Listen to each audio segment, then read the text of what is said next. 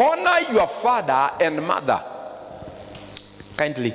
And which is the first commandment with a promise. What is the promise? Verse 3. That it may go well with you and that you may enjoy long life on earth. The first encounter of your altar for your progress, for your enjoyment, for your longevity of life come from your father. The Bible is clear. It says the first altar that you encounter is the altar of your family, the altar of your father. The altar of your. It's unfortunate that many of us, that some of us have no fathers. That maybe you are born and there was no father to bless you, but your uncles are there and other people are there, because the first altar to bless your life for progress and success is from your father. And many people have not adhered to this. We have taken it for granted.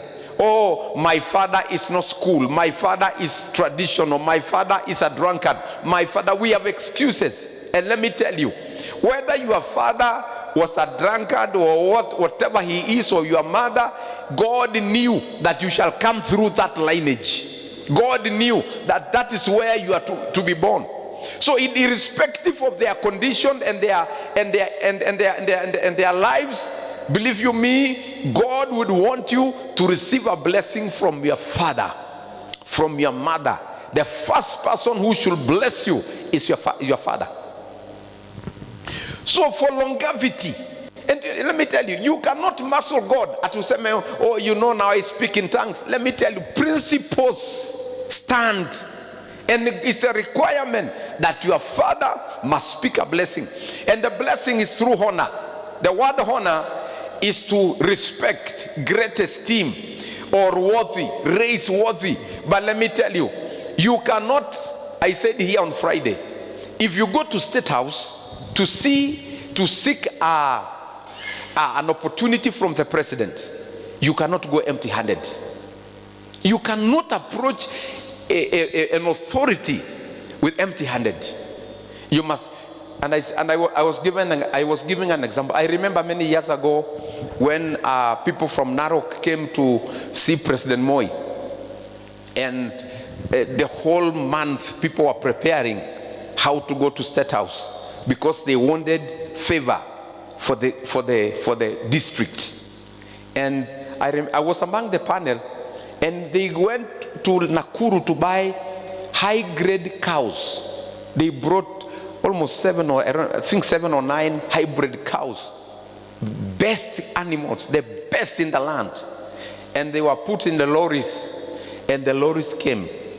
So we left Narok at 3 a.m. to be in State House by 5. So the trucks came in. We went in. The trucks came in, and there was a corner that was given, and the animals were downloaded from the lorries, and they were there. And then the president came at 6, talked with us. But before he came to talk to us, he was told that there was a gift that was sent that came with the people. So he went to see the gift first.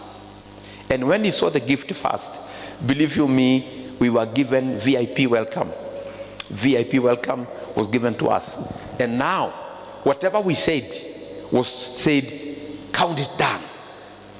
You cannot go empty-handed to see a king. That's what the Bible tells us. You cannot go empty-handed. It is important that you understand that these people who sit in these offices carry grace. They carry graces. And that grace is what you are looking for to change your life. For example, if you go to see the governor of Kajiado, who sits on the seat, he carries the grace. And that grace, if you receive that grace, you will enjoy life in his tenure. You will enjoy life in KITENGELA. They carry grace. And if you do not know how to tap the grace, then you will struggle for the rest of your life. Because people think, sometimes we think that it is my right. Because you're in a position, it is my right. Yes, there are those things that are your rights, but there are graces that you cannot have unless you tap them. Your father can never bless you unless you tap that grace. by becoming a blessing to him, by powering, by honoring. That is when your father will bless you. Fathers don't bless ati kwa sababu umekuja. Hata ukipiga simu, your father can even say, anakusikiza kwa simu anasema okay. He doesn't say anything. Even if you come home, you say, my father bless me, you know I'm your son, bless me. He cannot bless you. He will, in fact, he will ignore you very badly. You go and tell your mother, my mother, bless me because you are my mother. She cannot bless you. What have you done to deserve the blessing? What are you doing to deserve the blessing? So many people lack blessing. Many people walk without a parental blessing. Many fathers have died without ever saying anything concerning your life. Your mother is old. She has never said anything about your life. So you are a walking lone ranger who have no blessing from their parents. And look at the blessings. Look at the principle here. He says it's a command with a blessing, with a promise. It's a commandment it's a command, not a request. It's a command. Honor your father is a command, but with a promise.